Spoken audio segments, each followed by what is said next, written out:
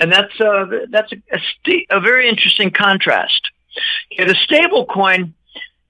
stablecoin concept to me is an attempt to make a large set of digitalized quasi-currencies. Their value would not change. Like if the British had a stable coin, then it would be pegged to the pound. If the Europeans have a stable coin, it'll be pegged to the euro. The Japanese pegged to the yen. And then in the United States, Ripple's RLUSD is turning out to be a leading stable coin, and it's pegged to the dollar. Tether is a corrupted U.S. government stable coin, and it's pegged to the dollar, which means you do a chart over several months, and you see it's between 99.9 cents and 100.1 cents. Stable. Stable coins are stable relative to the currency where they reside. You got to sign up for the newsletter on Golden-Jackass to read much more about this, because there is a very strange phenomenon going on regarding foreign dumping of treasury bonds and abuse of Tether to soak up the demand and to pay off the foreigners who are dumping. So I'll halt it there.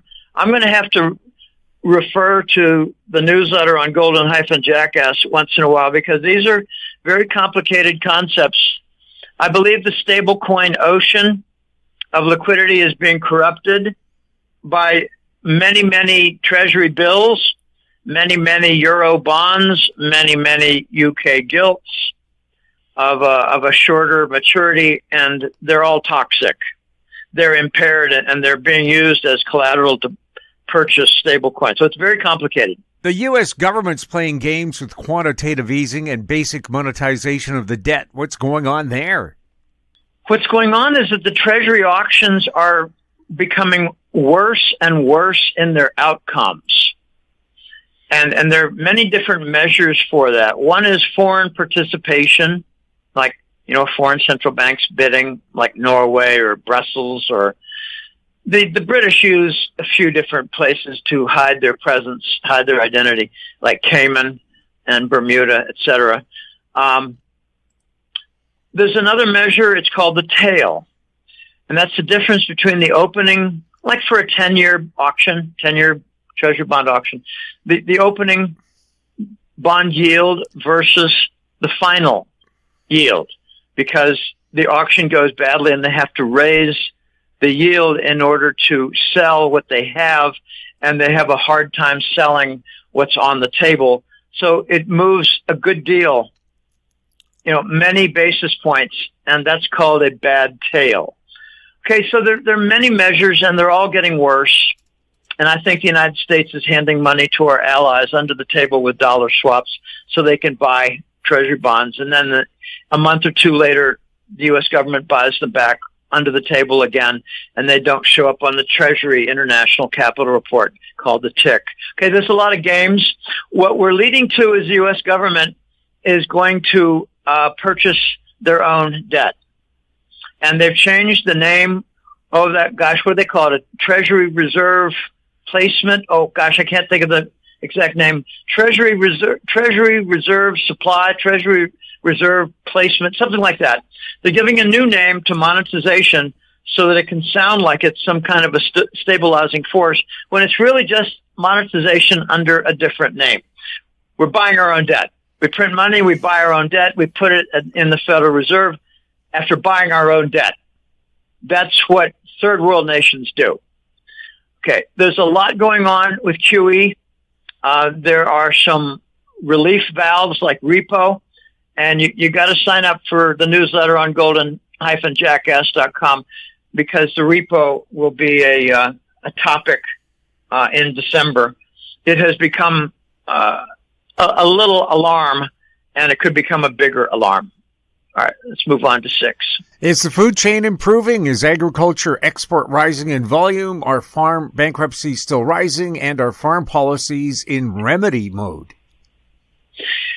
This is a tough one. Let me just say as a preface that Trump has I'm not sure whether it's a piece of legislation or an executive order. Sometimes they become blurred because the Congress is so crippled it doesn't get much of anything done except yelling and screaming. There's something that Trump has enabled, and that is ending the monopoly for farm equipment maintenance. I'll give you an example. It could be International Harvester, or it could be John Deere. Let's just say John Deere, because that's the stories. Those are the stories that I hear most about. A farmer has a problem with his, I don't know, a machine for wheat or corn, and it needs needs maintenance. A combine needs maintenance. I don't know. There's this thresher. Yeah, it's called the combine. It's called the combine. Yeah. Yeah. Okay. Well, I just regard it as machinery that needs repair, and they have to call up John Deere to do it because there's no legal under contract. There's no legal entity that could come in and do the repair of the John Deere equipment and use, say, OEM devices in the repair. And instead they have to pay 10 times more for the maintenance from John Deere for parts and labor. I'm not making that up. It's 10 times more. I might be low. It could be much more than that. But those are the complaints for the last 20, 30 years among U.S. farmers, that the major corporations are gouging on parts, labor, and they're not exactly prompt in arriving. So it's an extortion situation and setting. Okay, that's the preliminary. Okay, the food chain is improving a little bit. There is more supply. Some of the food prices are calmer than before, but there's still price inflation. And the food component is one of them. I saw a report from the Chapwood CPI, and it indicated that in the year 2024, we were still between 8 and 10% across the United States for price inflation, and the food prices were right in the middle of all that. I think we've seen the biggest improvement in the price of gasoline and diesel. We've not seen much progress with insurance. We've not seen much progress with, say, cable TV or electricity. Electricity continues on an upward spiral. So that's, okay, I'm getting away from agriculture. Trump needs to do something about meeting the farm supply with exports. We've basically screwed ourselves with respect to Chinese purchase of our agricultural products. And this was, I believe, a failure in the Trump 1 administration. And I'm not sure that there's much progress in removing some of the obstacles toward agricultural trade in the United States. The farm bankruptcies are still rising. That's not a good sign. We need a more cohesive farm sector policy by the Trump administration. And I don't think it's been a real high priority except for machinery maintenance, which was a very nice step. But it's such a big sector, and machinery is only a piece of that. It's not a tiny piece. We need better farm policy. That's for darn sure. All right. Move on to 7. Any updates on the yen carry trade reversal? Is this a major global event or just a mere tempest in a teapot? It is a major event. Let me just give a brief. Back in the 1990s, the Japanese had huge exports. As a result, they had huge surpluses, and their currency was getting too strong. They needed to weaken their yen currency. They asked for some advice. Wall Street stepped in and said, why don't you offer 0% interest rate, and that will bring down your currency. But in the meantime, Wall Street borrowed, I believe in that decade, Wall Street borrowed over $5 trillion, not billion, trillion with a T as in Tommy. I think they borrowed $5 trillion. I read about it in Barron's in the 1990s. It was considered to be a smart arbitrage by Wall Street because they borrowed at 0% from Japan and invested in 6, 8, 10% in the United States, made a huge profit, totaling in the trillions of profit for Wall Street banks over the decades. And now it's going into reverse because the Japanese are raising interest rates. The Japanese have numerous different problems, which I discussed at length in the November report on Golden-Jackass. In the November report, an entire chapter on the reversal of the yen carry trade. They're seeing the largest increases in recent history, I mean in a generation, in a 30 to 40 year period. Very large increases in their long-term bonds. What it's doing is it's attracting their own money to come home. They're calling it repatriated yen.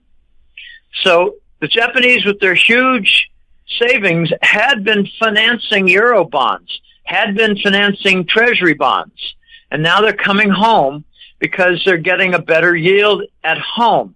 This is all triggering a reversal and an end to the Wall Street yen carry trade, about which volume they are lying. I saw an article 2 or 3 months ago. It said that it could be $200 billion that Wall Street borrowed of yen in order to get a higher yield with treasuries. No, it's more like 3, 5, or 7 trillion. I believe it's between 10 and 30 times larger than what they say. It's not 200 billion. It's in the trillions. So we are probably on the edge of a big event, a global event of dumping treasury bonds.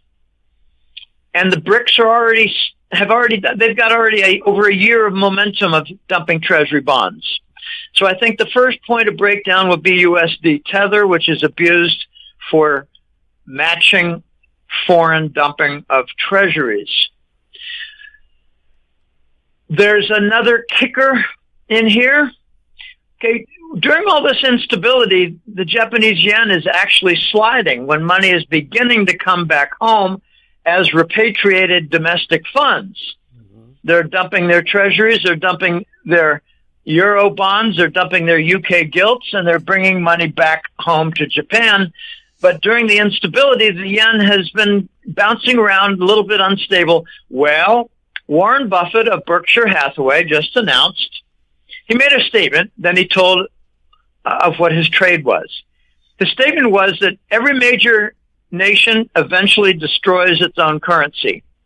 And the United States has done a wonderful job to destroy its currency with 38 trillion. You know, as you speak, you've got to update your figure, but I use just rough terms, 38.7 trillion. Maybe by the end of this talk, it'll be 38.8. But anyway, we've destroyed our dollar currency. The king dollar is being dethroned. And Warren Buffett announced a $345 billion investment in the Japanese yen. He sees the beginning of the yen carry trade reversal also. So that's a confirmation of what I've been saying in the newsletter for the last 3 months. It was around September. I said, look for this is the beginning of the yen carry trade reversal. We're going to have a global credit crisis. The dollar and the treasuries will be at the center of it.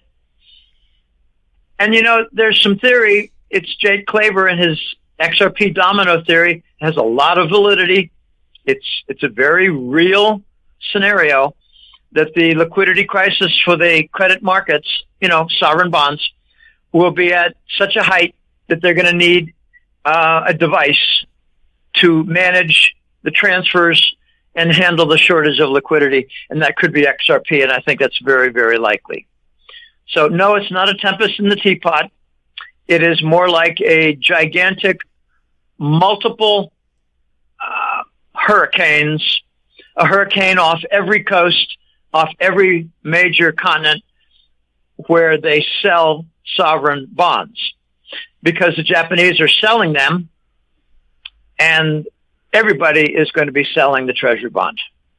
Would you characterize the digital crypto developments as a global transformation or just an adjustment? It's one of the most exciting global transformations that we will see in our entire lifetimes. I believe this is a major, major event. Let me just offer a little bit of historical background.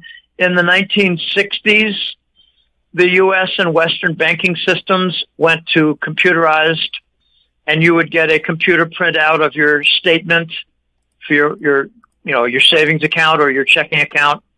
That was computerized. Well, in the 1950s, it was not. They went in the next generation, the 1990s. We saw, and some in the 1980s, we saw online access to the bank. We saw internet online access to brokerage accounts. We saw ability to have customer service for major corporations, product information, stuff like that. So in the 60s, it was computerization. In the 90s, it was internet integration. And in the 2020s, it's digitalized. I prefer tokenized assets, digital transfer devices to complete like a wire transfer, SWIFT. SWIFT is a big pack of liars. They said they're not using XRP, but they are. They want to develop their own, but they're not. XRP is a major winner that satisfies ISO 222 standard. XRP and XLM by Stellar. XRP by Ripple. This is a major, major transformation. Notice that in the last 5 years, Wall Street, I call it Wall Street because it's the big power brokers of the banking sector with their cartel and their business model that basically extracts money from citizens while providing shitty services. That's a great quote from Brad Garlinghouse at the Ripple Swell conference. He said, let's face it, the last 20 years, the banking industry has done a really shitty job offering services to their clients.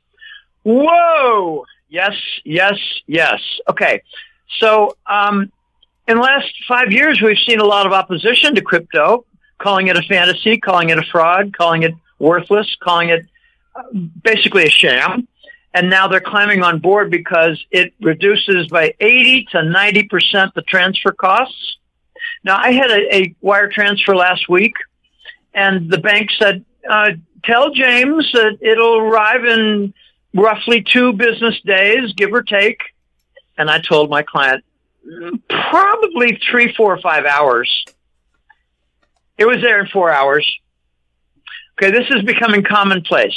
The banks don't even know how fast the transfers are because they're mere clerks. Okay, there's a digital transformation. It's moving along very well. And I think we're going to be seeing $100 trillion, T as in Tommy, $100 trillion of assets ranging from stocks to bonds to property titles to, all kinds of different things. Artworks, that's already fungible right now. But stocks, bonds, and property titles, those are the majors. They're going to be tokenized and transfers. Like for instance, someone sells 100 shares of Apple and wants to buy, I don't know, I'll just say General Electric, just to say a name. Well, how does that all get settled? Well, it used to be next morning settle or day and a half settlement. It's going to be settlement within an hour. It's going to be settlement that could be minutes, and eventually it'll be seconds.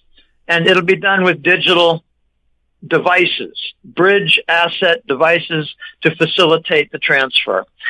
And it'll eliminate the nostro vostro, the escrow corresponding banks, which are estimated anywhere between $15 and $30 trillion a year tied up doing nothing. So if there's a big transfer between New York and Rome or San Diego and Tokyo, they don't need to have an equivalent amount over there to receive it. They don't have to have an equivalent amount here to send it. All that is eliminated because of the consensual handshake that could be done with a device like XRP. And this is where its huge advantage is taking root. And the global transformation is moving along with tremendous speed. And what's amazing is that most people don't even know it. I would venture to say, Jim, that we've got over 90% of the population that does not understand that there's a digital transformation in progress right now by their own banks, by their own brokerage firms. This is exciting.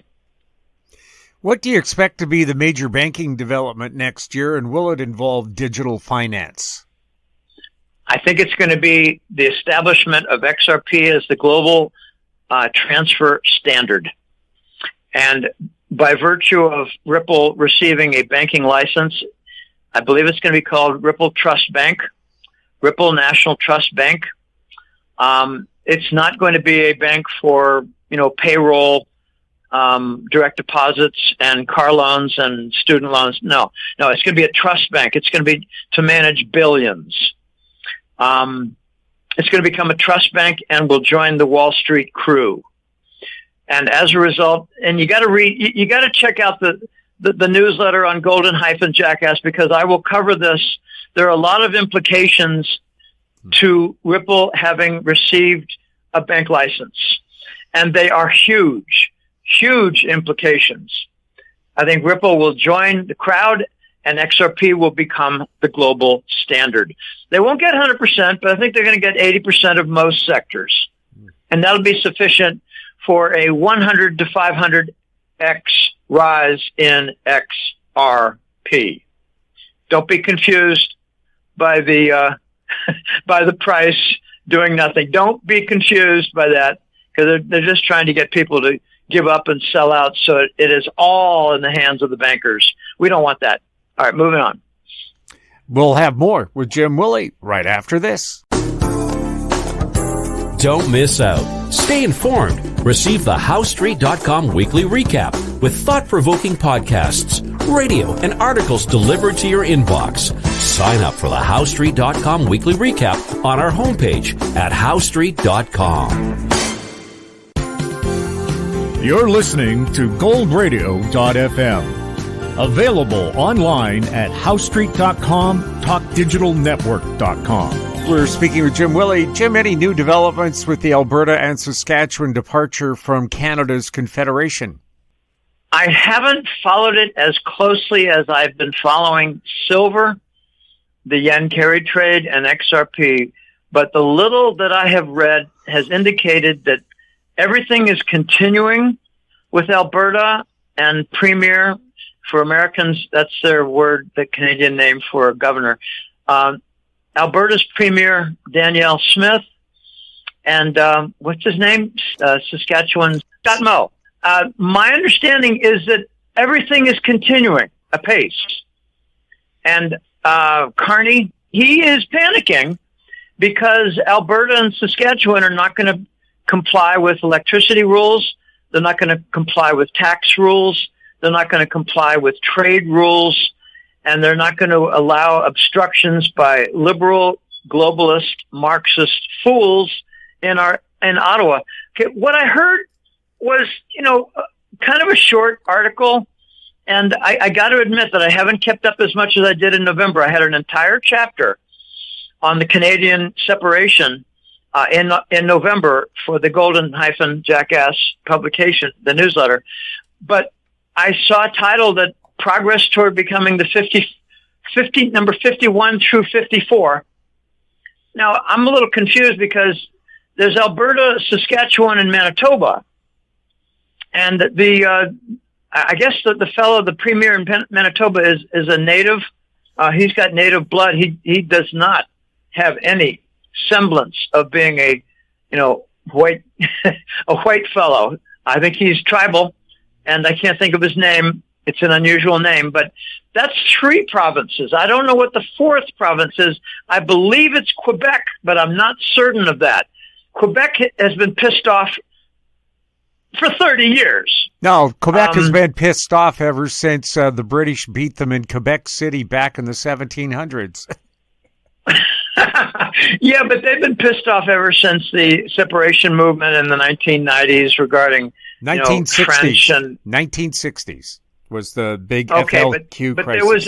there was a formal event in the 1990s. I think it was 97, where the Canadian High Court laid out the procedure for a province to break away from the Federation and